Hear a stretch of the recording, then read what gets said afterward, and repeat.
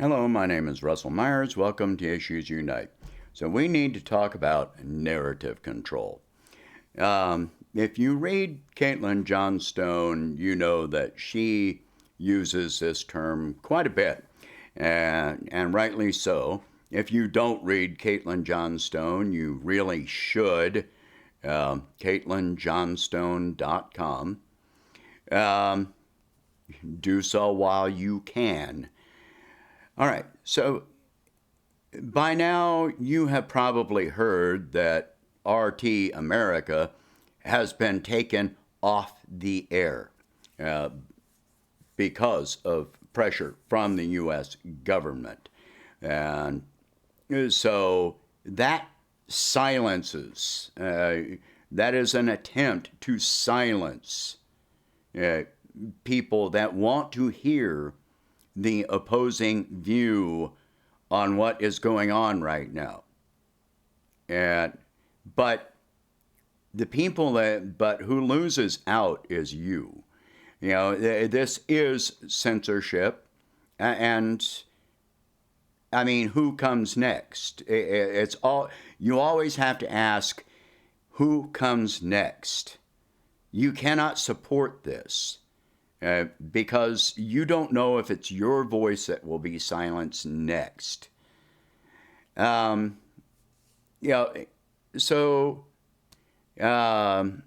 Lee Camp is trying to keep his show going, but he has been taken off. His show was taken off of Spotify. Where do you start thinking that this is okay? For all of these voices to be silenced, where do you think it's okay?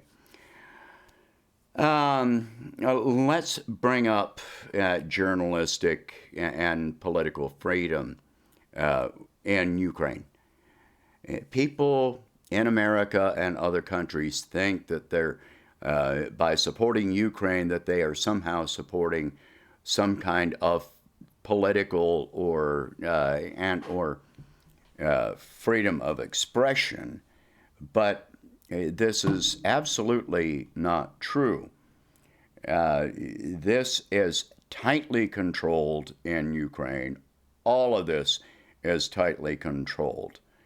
Let me bring up couple of things. Well, first, the Council of Regions that was a part of the political landscape in Ukraine in 2014, that entire political party disbanded as a protest against, or as a result of, the fact that the people in the Donbass part of Ukraine, at the time at least, were not allowed to vote in the election. So they had no say at all over who was elected, period. If you lived in Donbass, you were not allowed to vote in the 2014 election. So let me bring up a few other things. Now, this is one. All right. Observatorial Balkani Kakasa Transeuropa, trans-European news outlet. Okay, from things they have said, heck, I had highlighted some of this, and it disappeared on me. But, all right, today, this is part of it. All right. Today, the Ukrainian media belongs. Oh, by the way, what's the date on this? 2/25/2020. Okay, so this is from 2 years ago. Today, the Ukrainian media belong mostly to the country's major oligarchs. Blah, blah, blah. Okay, certain people own the Ukrainian TV channels, which inevitably reflect the individual interests of their owners. Corruption, lack of financial transparency, and power games affect this picture more than ever, from which some sectors of the press and online media struggle to detach themselves, offering a wider choice thanks to the freedom of the net. Sound like America to you? It definitely has strong parallels. All right. Here. All right. This was a bill. I don't know if it went through. According to Freedom House experts, the current media situation in Ukraine is stable in the country. Freedom of expression, speech, and press is protected by law, and censorship is not allowed by the Constitution. Still, respect for these rights could soon disappear if the Verkhovna Rada approves some legislative changes in the media, and in particular on disinformation next month. Last January,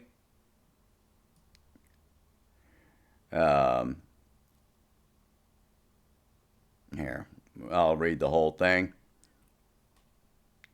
Okay, last January, Ukrainian Minister of Culture, I can't read that name, submitted to Parliament a draft law on disinformation that should ensure the security of national information and the right to access reliable sources and news. According to the ministry, the bill aims to ensure that citizens can access verified information. Sound familiar? Through the introduction of mechanisms to combat disinformation and increase the media literacy levels of the population. That means indoctrination. Stuck in a hybrid war with Russia, the bill also wants to introduce civil and criminal liability for offenders, with punishments ranging from very fines to imprisonment of up to 7 years. So that they're talking about imprisoning journalists. Okay, this is what this is about. Okay. So this, I'm not a big fan of the Atlantic Council, but once in a great while they say something worthwhile. God dang it. All right. All right, the decision in early 2021 to close down a series of Kremlin-linked Ukrainian TV channels was widely welcomed as an overdue national security measure. However, concern over the Zelensky administration's broader commitment to media freedom is now growing. Yeah.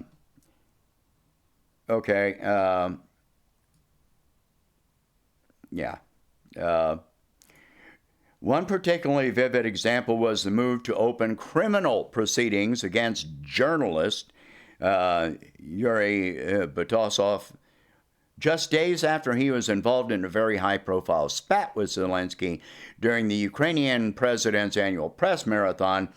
Given the argumentative and openly disrespectful tone adopted by Botasov towards Zelensky, few were prepared to believe that the subsequent decision to target the journalist was unconnected.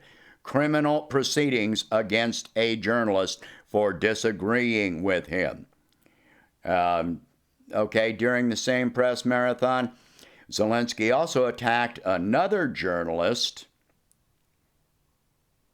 And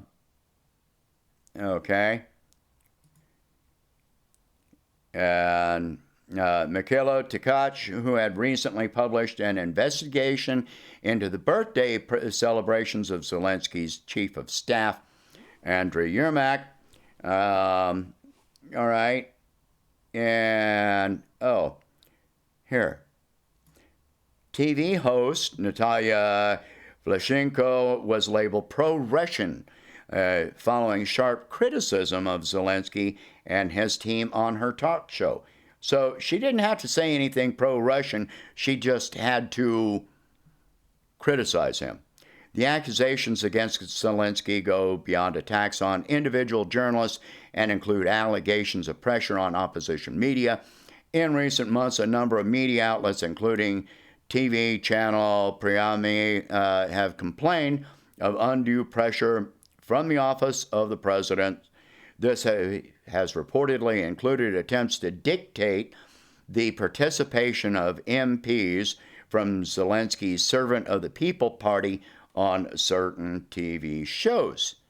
So, if you think you're supporting some kind of freedom in Ukraine, that's absolutely false. And it goes beyond that into physical violence. The right wingers, the neo Nazis actively beating and killing, people of varying ethnic groups, or opposing ideologies. And this is well documented. It has been documented for the past 8 years and longer, because it didn't all start in 2014. Ukraine has got a long history of racism and corruption. So this is not a new thing. Anyway, so if you control the media within a country like Ukraine, then you control what information gets out of that country as well. That means they control the narrative. They control what information comes out. That controls what you see and hear, which affects what you think. And that's what narrative control is all about. It is about thought control. It is getting you to follow orders. That's it. If you think that things like this cannot happen here, remember, I did a video not long ago, a few weeks ago, about the bulletin released by the Department of Homeland Security that is implementing laws, actions to make it a criminal offense to spread disinformation or misinformation. And, they can put you in jail for it. Who decides what is disinformation or misinformation? Who decides what is the truth? Whether it's the government or a corporation or whatever, it all has the same effect, except, they can arrest you if it's the government. And this has a precedent in U.S. history. In 2017, the Espionage Act and the Sedition Act were implemented by Woodrow Wilson, and anyone that spoke out against the United States entering or taking part in the First World War could be arrested. There was a prominent socialist presidential candidate, Eugene Debs, who spent several years in prison for speaking out against the United States' involvement in the First World War. He was ultimately pardoned, but he was, sentenced to some horrendous amount of time. I think it was like 40 years. So that for speaking out. Imagine being put in prison for speaking out against a war. It goes beyond that. There were people that were arrested for protesting Korea. How about Vietnam? How about Kent State? 4 dead in Ohio. Hey, Kent State, students protesting against the Vietnam War, and the National Guard was called in, and 4 people got shot by the National Guard.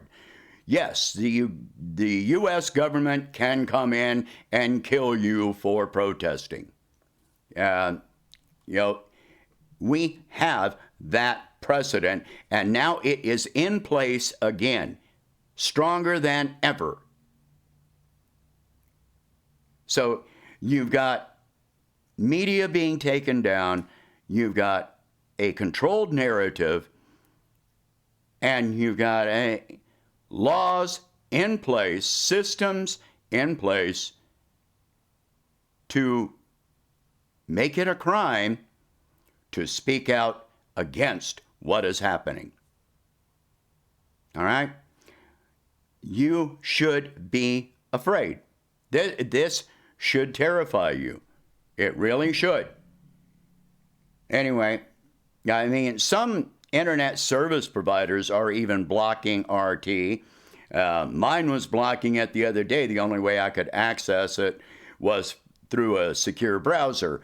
And I've talked to other people that are having to use VPNs, virtual private networks, to access it. So it's very real.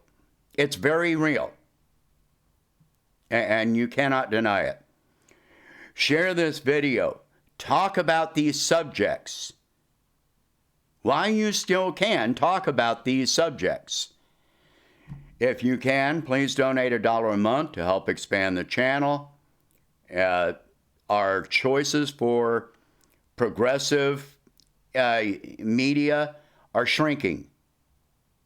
So we need to support what progressive outlets there are, and please, including mine.